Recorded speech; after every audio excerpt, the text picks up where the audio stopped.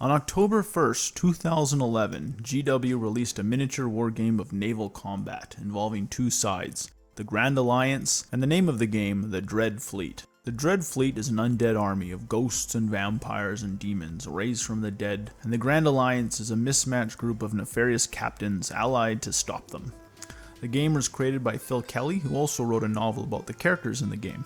It was released around Halloween to take advantage of people's traditions, trying to get into the Halloween spirit. It was the same year my first child was born. Like most of the things I purchased over the last 15 years, I never played the game or put it together until now. I'm happy to be able to show you these cool models, share a bit of the unique story by Phil Kelly. This is a 10-part video series with 5 models on each side. I'll be reviewing a little bit about the lore behind the model and some of my painting and building observations. I'll try to keep these videos fairly short and interesting. I'm using an old set of brushes and paints, so throughout the series I struggle with paint consistency, and I'll be talking about working without the ideal perfect products. I have not tried any non-metallic metal painting or object source lighting techniques, so I think these videos will be great for beginner mini painters or anyone looking to watch some painting for 5 minutes. If you enjoyed this video or see the potential for better videos from me in the future, please subscribe. The next 9 videos will be released on Miniature Mondays each week. I have a long line of models ready to be painted, and I use the Dreadfleet game as a bit of a warm-up. I'm excited to get into creating more painting videos for you, yes, you watching this, with models from Gloomhaven, Scythe, Zombicide, Tainted Grail, Necromunda, and eventually Frosthaven. Without further ado, I bring you the Grimnir's Thunder.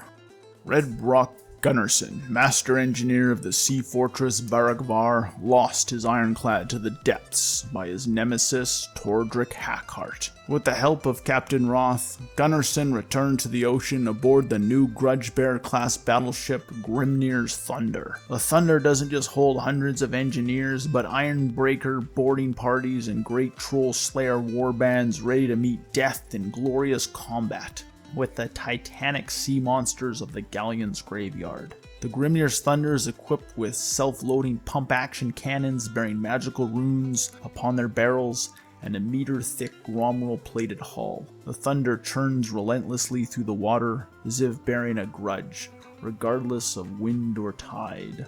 We'll learn more about Tordrek Hackhart in next week's video with the ship, the Black Kraken. And I can't wait to see these two vessels fight each other on the high seas. And the Grimnir's Thunder is fun to paint. I was trying to blend in some of those greens and highlights and bring them up and add kind of depth of value, and that was fun. And the metal is always really easy to paint with Nuln Oil.